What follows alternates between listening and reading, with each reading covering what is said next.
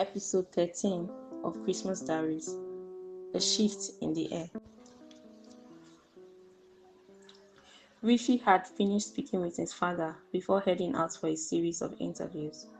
His phone buzzed repeatedly throughout the day. Suraiya checking in after each appointment with a persistence that bordered on protective. Each call lingered just long enough to remind him that someone was watching, waiting, invested. When he finally returned home, the house was filled with the sound of Suraiya and Hassana's laughter, loud and carefree.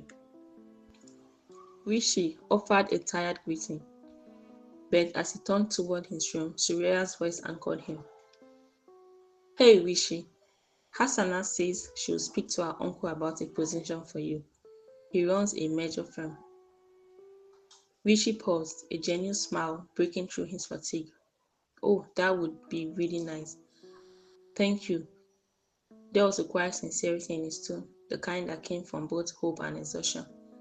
Hassana gave a knowing nod, and Rishi retreated to his room. He had barely begun to decompress, loosening the weight of the day from his shoulders when his sharp knock followed. Hey Rishi, why don't you join us for dinner?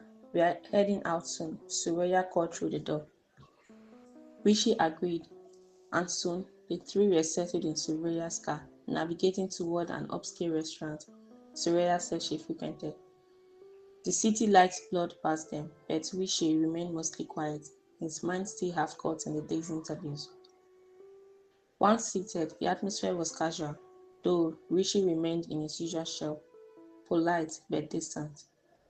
They had just begun their meal when a light tap landed on Rishi's shoulder. He turned and froze.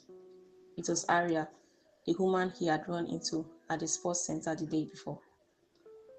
For a brief second, something unguided crossed his face. Surprise, recognition, and something softer he didn't quite mark in time. Rishi's posture changed instantly. He sat up straighter, the weariness of the interviews vanishing as if it had never been there. Hi again, what are you doing here?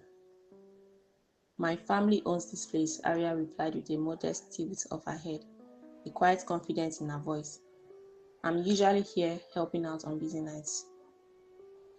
I had no idea, Rishi said, a faint smile forming as curiosity replaced his earlier reserve. He stood up and took a step toward her, closing the distance, and, without realizing it, carving Suraiya and Hassana out of the moment entirely. The table went quiet. Suraiya and Hassana exchanged a long, heavy glance, the kind that carried more meaning than words. Who is she? Hassana whispered, her eyes narrowing slightly as she observed the shift in Rishi. An old schoolmate he ran into yesterday, Suraiya replied, her voice steady, though her gaze remained fixed on Rishi's back, studying him in a way she hadn't before. Hassana leaned in closer, her tone urgent. I hope he knows you like him, because the way he is acting around her. Suraiya shook her head slowly. He's still too reserved with me. He wouldn't even look at me for long. There was a trace of frustration beneath her calm, carefully controlled. Then you need to stop waiting, Hassana insisted. He needs to know you are into him, or someone else will take the lead.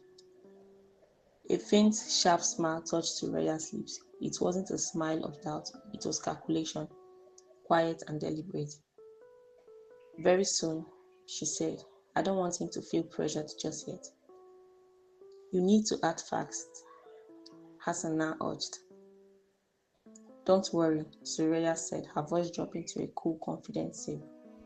Her fingers lightly traced the edge of her glass, her composure fully returned.